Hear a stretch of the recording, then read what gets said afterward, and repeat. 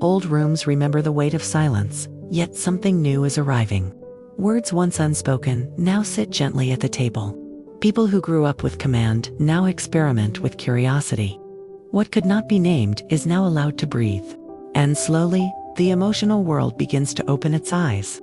Here are the 9 ways new language is entering old conversations. 1. Naming the inner weather. People begin to say "I feel" instead of "I should." This shifts the center, turning reactions into reflections and breaking the old pattern of hiding what hurts. 2. Softening the sharp tone. Instead of "Why are you like this?" they try "What is happening in you?"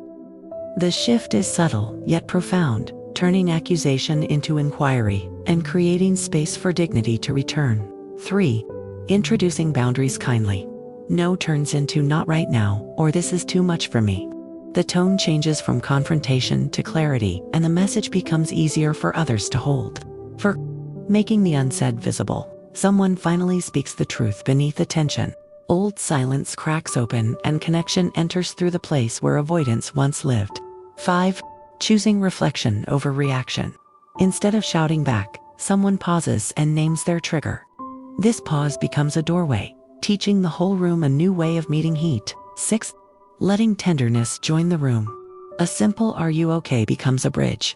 Tenderness softens the inherited hardness of previous generations and reminds everyone that care is allowed. 7. Replacing obedience with understanding. Children are asked, "What do you think?" instead of "Do as you are told."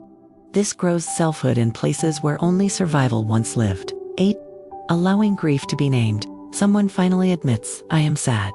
The confession releases decades of compressed emotion and teaches the household that sorrow is not shameful. 9. Using language to heal, not to win. Old arguments become conversations about needs. Winning loses its purpose, and healing becomes the quiet victory that reshapes the home.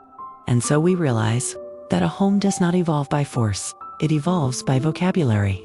The moment someone speaks differently, the entire lineage listens. The moment one voice softens, the entire structure of communication begins to tremble in a kinder direction. So we ask ourselves, what new word is waiting on my tongue? What old silence is asking to be broken? What tone no longer fits my becoming?